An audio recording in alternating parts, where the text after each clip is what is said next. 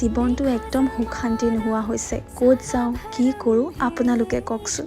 কিমান দিন, কিমান মাহ, কিমান বছৰ আমি ভয় কৰি থাকিব লাগিব নিজৰ দেহটোৰ কাৰণে। কোনে কেতিয়া কি কৰি থৈ যাব, আমাক লৈ কোন পিখাছে, কি ভাবি আছে, সেইবোৰ চিন্তা কৰি যে যোৱা কেইদিনমানৰ পৰা মনটো একদমেই ভাল নলগা হ'ল। প্ৰতিটো দিন ভয়ত কটাব লগা হৈছে। এইবোৰ ভয়ৰ বাবে এতিয়া মই মানুহজনৰ ওচৰত ডিব্ৰুগড় যাব লগা হৈছে। আমি মহিলাসকল আৰু কিমান সতৰ্ক হ'ম আপোনালোকে কওকচোন। আপোনালোকে চাগে খবৰটো শুনি পাইছে যে 15 বছৰীয়া সৰু নাবালিকাক নিষ্ঠুৰভাৱে ধৰ্ষণ কৰিলে। সঁচাকৈ দেই, তাইৰ কি ভুল আছিল বাৰু? 15 বছৰীয়া ছোৱালী টিউশ্যনৰ পৰাহে আহিছিলে। ভগৱানক এটাই প্ৰাৰ্থনা কৰিছোঁ যাতে সকলো ছোৱালীসকলক ছেফলি ৰাখে আৰু ভালকৈ ৰাখে। এইপিনে আকৌ আজি দেহামানৰ স্কুল নাই, সেইবাবে সকলো ঘৰৰ কাম আজি আজৰি কৰি ল'লোঁ।